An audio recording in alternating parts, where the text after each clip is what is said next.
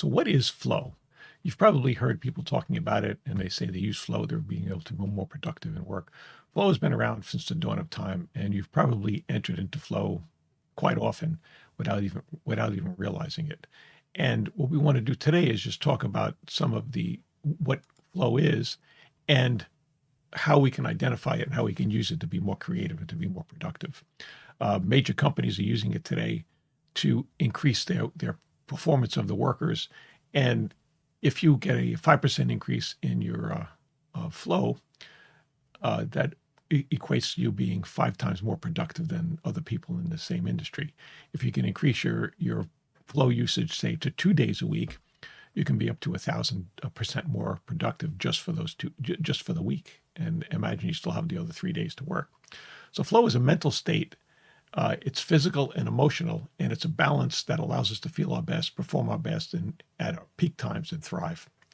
It's a state of being in the moment completely and engaged in an activity, completely present in the activity, in our thoughts and our feelings. So there's a lot to this.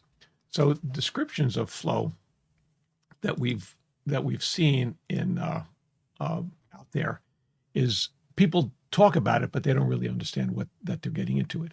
In the runners, if you're a runner, people call it runner's high. Some people say I'm in the zone. I'm able to do so much work. Basketball players call it being unconscious.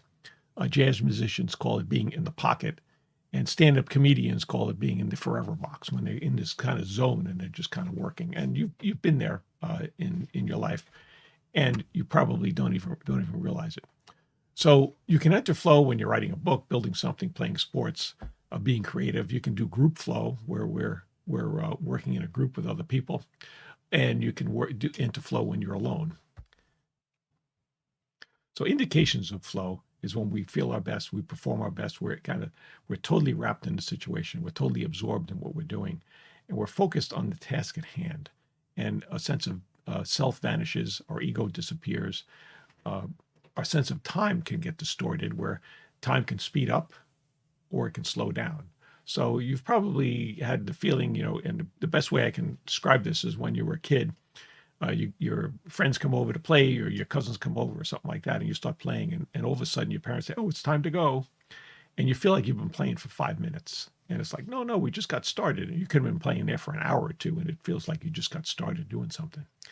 This is an example of that. It happens in business situations. I know it happens to me all the time when I'm working on something, and let's say I have a meeting at 11 o'clock and it's 10:30. I start working on something. I get in this flow, and all of a sudden it's 12 o'clock, and I go, gee, I didn't even realize it was 12 o'clock. I missed the conference call that I had to be on.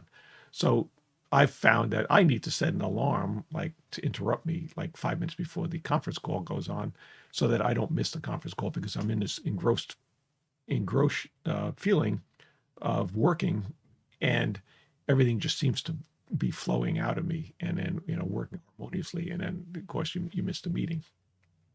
So the bottom line is all your performance increases, and we'll talk about that a little bit more. So there's a one of the stories of flow that I've heard is that there was a person rappelling down a cavern. They were going like into a sinkhole, down to a cave, and they're rappelling down, and all of a sudden the rope breaks. And the people on the outside who were looking at this they were like, "Oh no, this guy's going to get hurt really bad." Um, and within a split second, he reaches out, grabs one of the ropes that are on, on in front of him, and he's able to slide down and land without any harm. The people on the outside said this took a fraction of a second. When his description of it was, he realized the rope broke, and he felt like he had all the time in the world to make a decision. He's looking at all the different ropes that are in front of him. It was two or three in front of him, and he's looking at it. Well, this one's no good. That one's going to get hurt, and this is the one that's going to save my life. And he grabs it and he slides down. To him, it felt like he had all the time in the world, because he got this time dilation that happened, and he just knew that this was the one that was going to work for him, and the other ones wouldn't work for him. So that's just an example of how it works. And of course, I said, you engross in a project, and all of a sudden 2 hours pass, and you're like, what? I feel like I just got started, and you kind of lose that sense of self and that sense of time that's in front of us. Now, we also see this in things where, say, people are doing diving off a cliff where they wear these suits where they have like wings attached. So if they spread their arms and legs out, they have like a wing and they can kind of like glide around off the air currents, usually on the side of a mountain or the side of a building or something. And when they do that in a group, it's almost as if the person in the front, as soon as he starts to move and and go for certain air currents, the other people behind him all follow exactly the same way. Just like when you see a flock of birds and all of a sudden the birds move, and it looks like, how do they all move exactly at the same time? And it kind of happens the same way. And when they reported that, they just like, well, we just know, we have some intuitive sense that says, okay, start turning and start balancing out and doing whatever the lead person is doing. So we can call this our internal compass, our true essence, authentic self, our soul, what we long for. And when we're in alignment, we're guided joyfully to what some call our destiny, character, and calling, resulting in flow. That's just some of the descriptions that have been out there on it. So flow is the source code of ultimate human performance. It's universal. Everyone has it. It's as close to high speed decision making that we can get. And if you can learn how to enter flow more often, you can have a more successful life. So if you can enter flow in 1 day a week more than you used to do, you can have a 5 times increase in production. If you do 2 days a week, you can have 1,000% increase in production. And one of the studies found that when the people working on research and development cycles, when they stepped out of flow, the time and the cost to do the research and development dramatically increased. So it's pretty amazing what we can do. In a McKinsey study, they found that most people spend 5% of their work life in a state of flow, and if you can increase that to 15% of the time in flow, your work product will double in the workplace. Now, when they first did studies on flow, they thought that, gee, it's only going to be extreme sports athletes because that's the people they initially did the study with. And what they discovered was that knowledge workers, people who work in offices, use flow the most. They get into flow the most, and they're able to stay in it there and get their work done if they're in the right conditions. So, which companies have researched and found out about, and they started training their employees to work in flow. So, if you have a company you're working for, or you want to increase your flow, this is something that you want to pay attention to. So these is a list of some of the companies that are investing time and money into training their employees to work in flow, and then the employees feel more productive and they feel more creative because they have more control over what they're doing. Google did a 6-week training to 4 flow triggers that produced a 35 to 80% increase in flow. The U.S. Air Force did a study, and they found they could increase learning rates by 470%. So by getting people into flow, they could learn how to be like radar operators that become more quickly. If there's this thing out there that says you need 10,000 hours to become a master at something. If you start working in flow and know how to get into flow, you can cut that time in half dramatically, or even speed it up even further, because now your whole body is working in synchronous with it. The business applications. This person, Robert Stiller from Green Mountain Coffee, trained all his people in the meditation techniques that I use, and they use this on a daily basis in their office, and they're able to be a highly successful company in operations and in the way they manage the company. Albert Einstein essentially created the theory of relativity when he was in flow. He would enter a meditative state. And what he would do, he would sit down in a chair, enter a meditative state, and visualize rocket ships going into space. And if they would approach the speed of light, he'd see how the light bent and all this kind of stuff. Then when he came out of his meditative state, he would write down what he observed. And then he would look for empirical evidence to support what his visions were. And that's essentially how he came up with the theories of relativity. He did all that in a state of meditation and in a state of flow.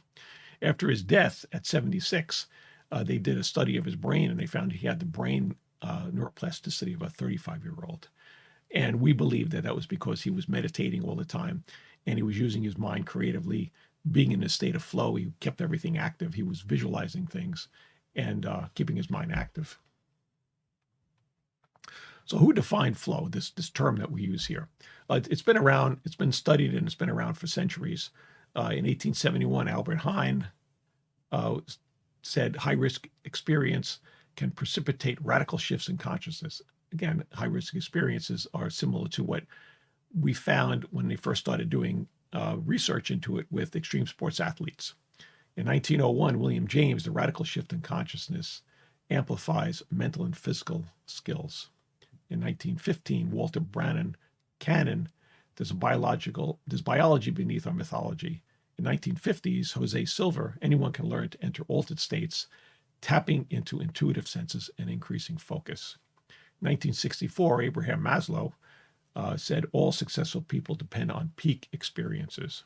In 1975, Mihaly Csikszentmihalyi, he's considered the father of flow because he defined what flow was, and after he started looking at it, and he said flow is universal, everyone can enter it, and it's not something that only special people can do. It's not a God-given, it's not like, oh, I have this talent or I don't. Anyone can learn to do it. And what I teach is how to get into that state much quicker so that you can condition your mind to get to that state, focus on things, and then when you need to, come out. So this is a picture of Csikszentmihalyi. Now, what he said, he defined 8 or 9 different classifications or definitions of what flow is: concentration, being able to function on a task without distractions, clear goals on the task at hand, transformation of time. You get experiences, time, this sense of timelessness, as we spoke about. Your experience is intrinsically rewarding. You feel good about the experience you're in. It's effortless, and it comes easily to you. And we found that it's got a lot to do with your challenge and your skill level. So as it becomes more challenging and you have the skills to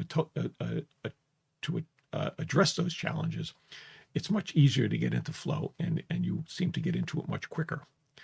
You get a loss of self-consciousness. You become aware, being unaware of oneself and being wholly involved in the task. You lose your sense of self. You lose your ego. That gets stripped away. You lose your sense of time.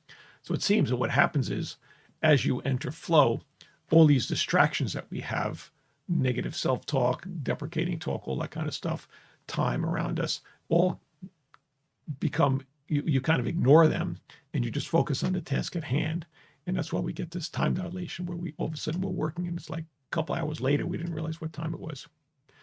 And then you have a sense of control because you have the ability to make decisions, and your risk taking actually goes up because you can since we don't have these negative self-talk that we have going on all the time, we're willing to go down different paths, especially if you're doing like a research and development thing.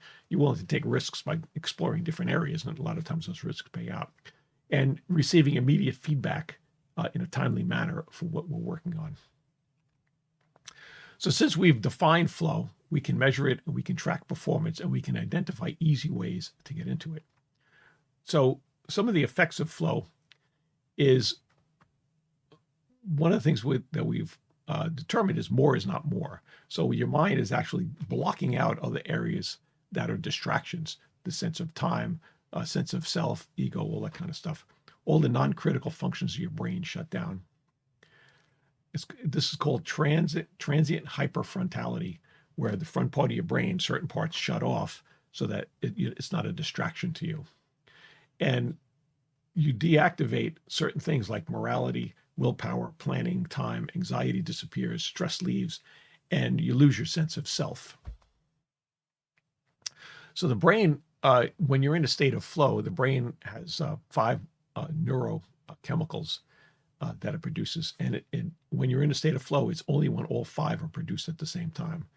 Norepinephrine, dopamine, endorphins, anandamide, and serotonin. And then flow increases productivity and creativity. So we have more peak experiences. We have more application. We can connect to our community if we're working in flow and we're working with other people. and we can have a sense of awareness as to what they're doing and what we're doing, and it all works kind of harmonious. It's like when people are in a band playing, they kind of just know the feeling, and they can have this kind of like subconscious talk going on with other people, and as they're playing the music. Same thing can happen on a sports team, or in any kind of group where we're doing some activity together. We block out all the stuff that bothers us or the distractions, and we start focusing on only what the task at hand is. So in creativity, flow allows us to get more data acquisition. We can increase our pattern recognition. What that means is that if say I'm working on an R&D project, and I'm looking at things that happened in the past or certain processes that may have happened, what I can do is kind of look at those processes, look at the stuff I'm working on now, and I can combine them to come up with a new way of doing something based upon old techniques that are out there. So my pattern recognition goes up, and I can connect, as we said, I connect old ideas to new ideas. My risk taking goes up, meaning I'm not afraid to go down a certain path and see where that's going to lead me. So it's not like you're putting risk like millions of dollars on the line. What you're doing is you're putting risk where I'm looking at an idea that if I wasn't in a state of flow, I might say, oh, that's a silly idea, or I don't want to go down that way. Because what I found in my research is that the absurd is when you start doing like brainstorming and creative work, absurd ideas that sound totally ridiculous often lead to something that's totally creative. So you come out with some silly idea, which you think is silly, and then you start looking at, well, no, maybe if we do this, we do this, we do this. Now this silly idea stimulated all these other ideas, and now you come up with a really, revolutionary idea. You can increase your productivity by 500 to 1,000%. And the interesting thing is we can stay in this state for a couple of days once we enter flow. So it's easier for us to get back into it, and we kind of get residual effects from it. So what stops us from being into flow? Well, distractions. We get interruptions. You get into a flow state. Someone knocks on the door. You've probably seen this. You knock on the door. Someone, they go, what are you? And they blow up because they're in this state of concentration, and all of a sudden you're interrupted them. And we want to find out ways that we can, avoid doing that. Cell phones, text messages, someone knocking on your door to come in for a question that they have, the doorbell ringing, social media alerts, with all these distractions that we get on a daily basis, we get interrupted about every 3 to 5 minutes, and it can take us 15 minutes to a half an hour to get back into a flow state if you can. And once you learn the techniques that I'm talking about, it's very easy to get back into this flow state once you've been interrupted. So we recommend if you're working in an environment where there's a lot of noise going on, or a lot of people need to interact with you a lot, put a do not disturb sign on your door, have office hours. So let's say I work on my project for 90 minutes in the morning from 9 o'clock to 10:30. And then I say, okay, I'm available from 10:30 to 11. And then from 11 to 12:30, I'm working on another kind of a jam session, if you want to call it that. And don't disturb me during those times. Disturb me, when I take my breaks, and then ask me the questions that you need, because I'm engrossed in what I'm working on. And when you start working on this, it really, accelerates your performance, because you're able to just focus on. Even if you do, say, I do 2 or 3 of these jam sessions in a day. If I work on, idea 1, idea 2, and idea 3, all of a sudden I can get a lot of work done in those areas every day. It's really pretty fascinating when you start looking at your performance increase. So what are some of the flow triggers? Well, a low flow trigger is what I'm told they do at like Amazon, where they have an always say yes policy.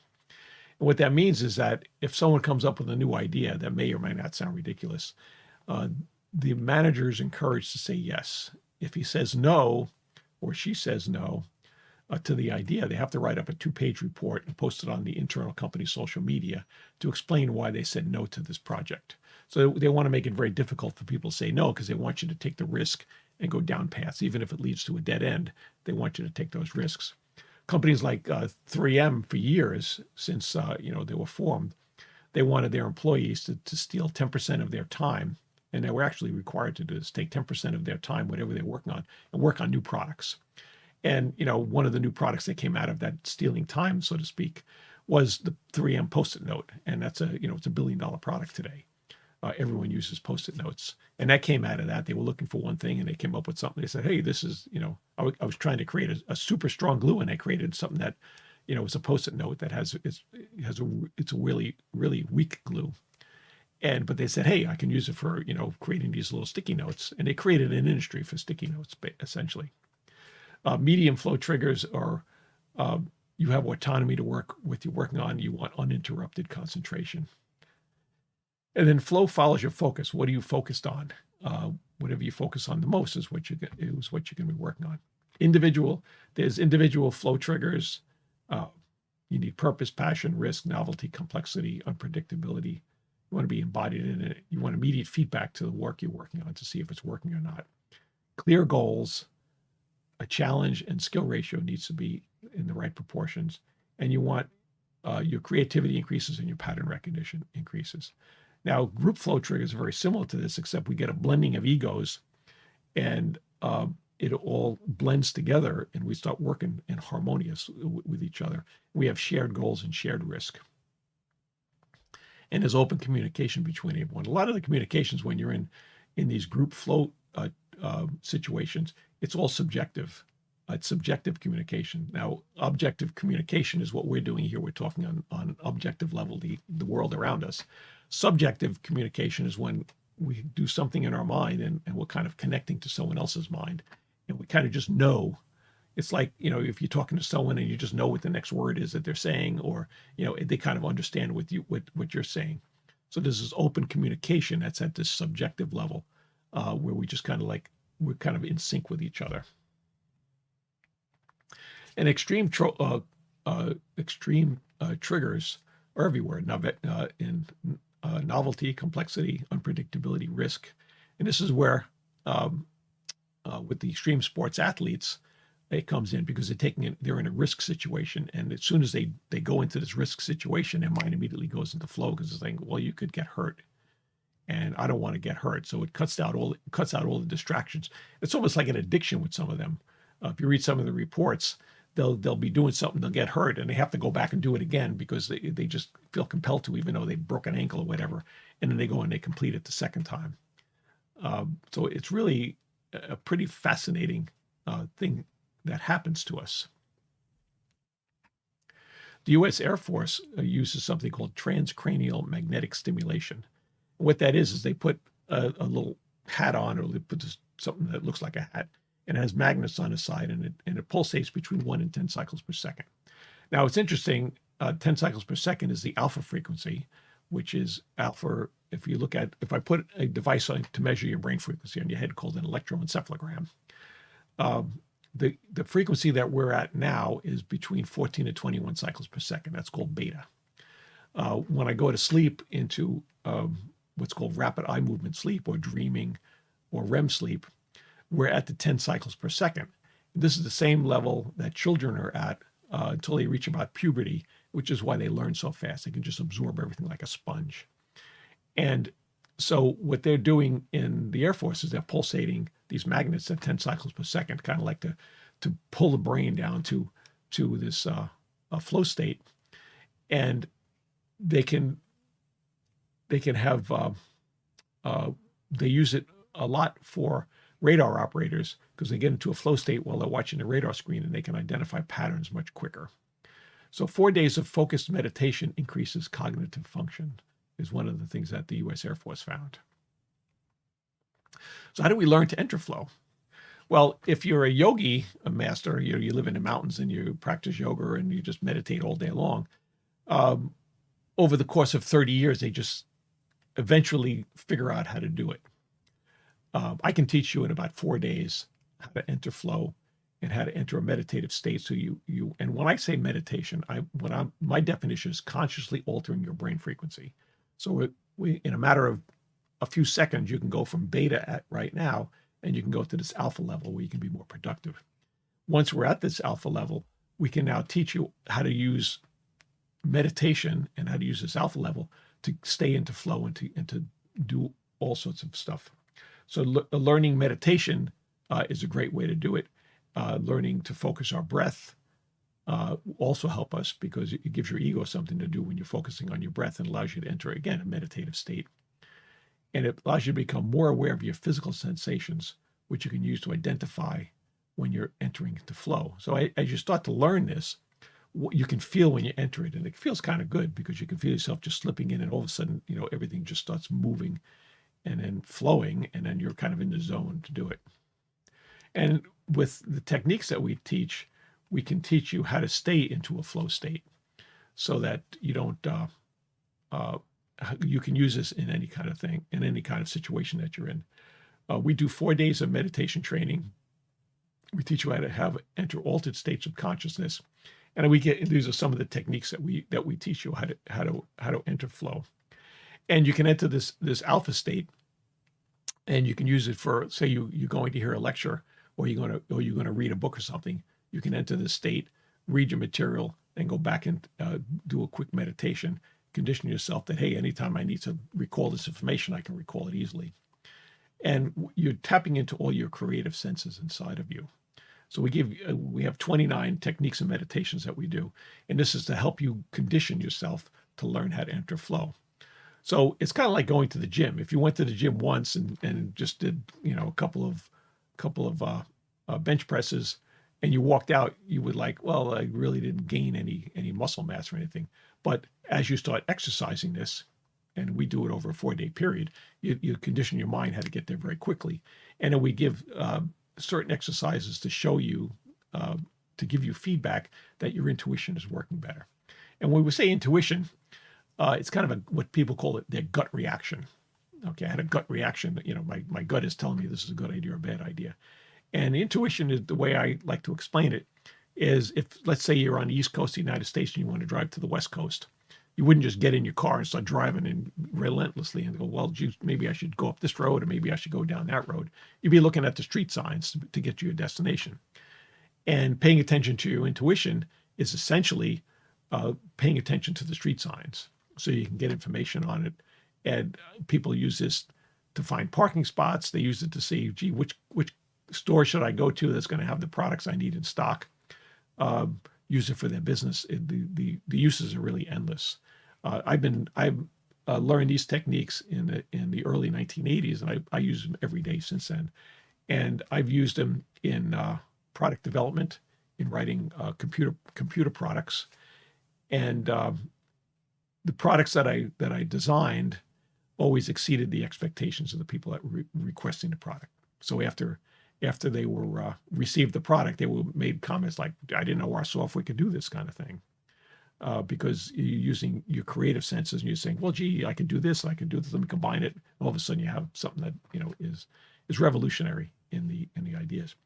If you're interested and you want to take this to the next level and incorporate entering into flow in your life, contact me. Go to my website, sign up for one of my classes, and start enjoying to use flow today.